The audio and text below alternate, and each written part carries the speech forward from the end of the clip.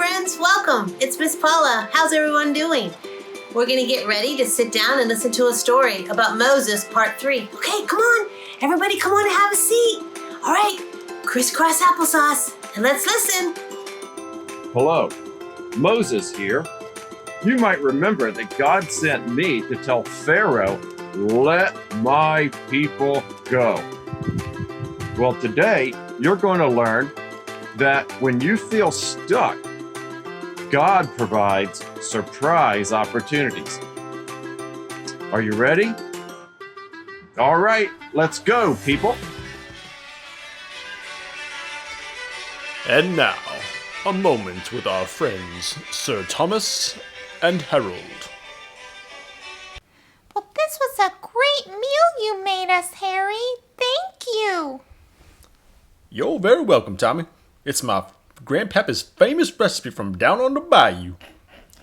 Well, you know what this reminds me of? It reminds me of the last meal the Israelites ate in the escape from Egypt.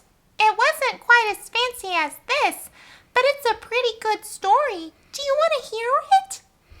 That sounds like a mighty fine story, Tommy. Okay, it goes something like this. Well, if you remember right, God spoke to Moses in the burning bush, and he told him to go back and tell Pharaoh to let his people go.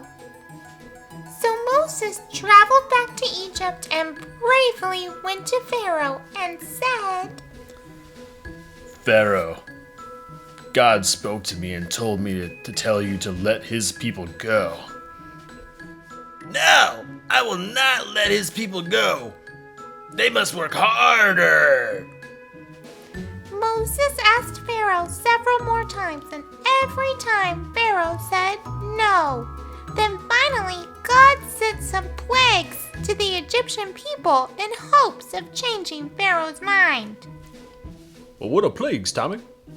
Well, I don't want to tell you all of them because we don't want to scare the children, but things like it hailed like fire and darkness spread all over the land.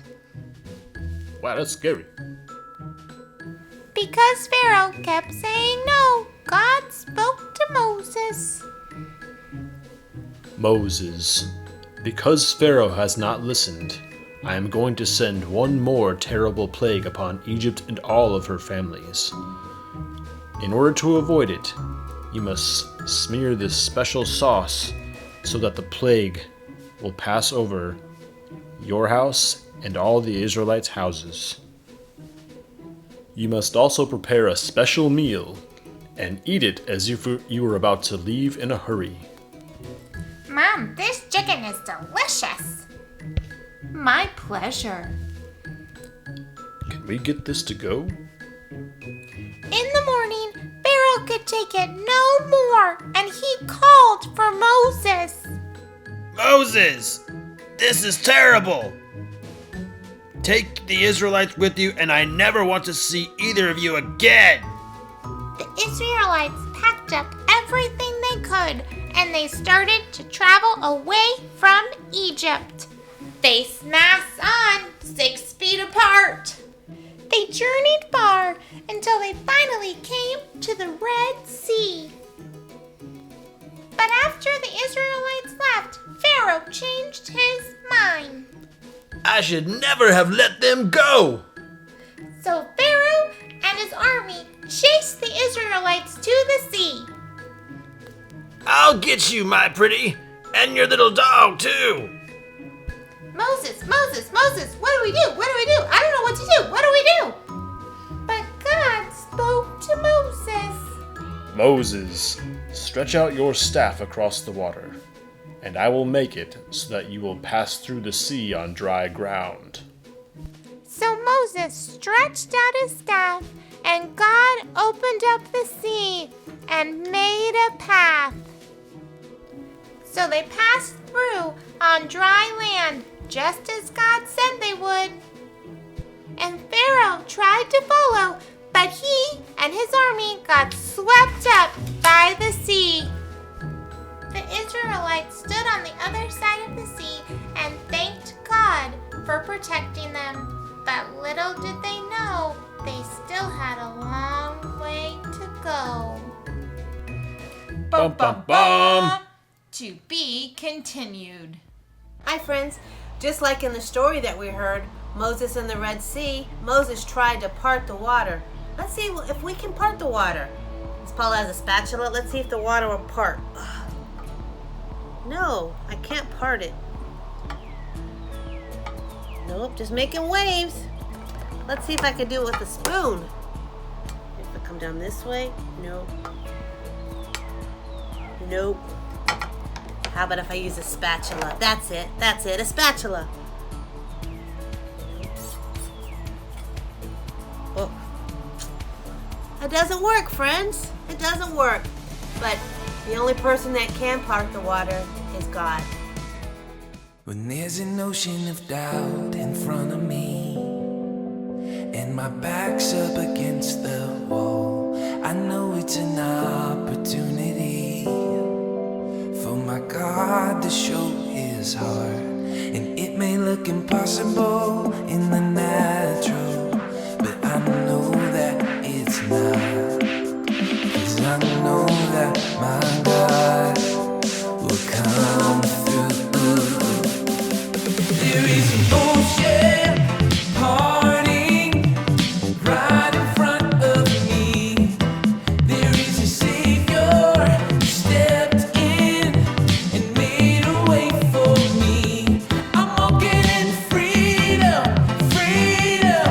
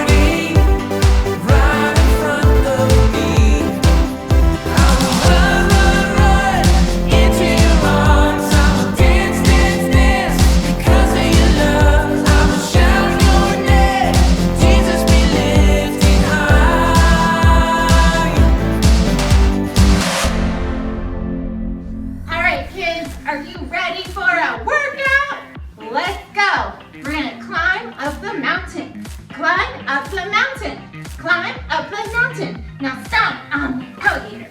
Stomp on the alligator. Stomp on the alligator. Stomp on the alligator. Now ski down the hill. Ski down the hill. Ski down the hill. Now skip through that forest. Skip through that forest. Skip through that forest. One more time. Climb up the mountain. Climb up the mountain. Climb up the mountain. Climb up the mountain. Now stomp on the alligator. Stomp on the alligator. Stomp on the alligator. Stomp on the alligator. Now ski down the hill. Ski down the hill. Now ski down the hill. Now skip through the forest. Skip through the forest. Skip through the forest. This is crazy. This is crazy. All right, kids, you did great. Now it's time to do a cool down and breathe it out. The first thing we're gonna do is breathe in through our nose and then out through our mouth. Are you ready? Let's do it. Now let's do that 2 more times. All right, let's go.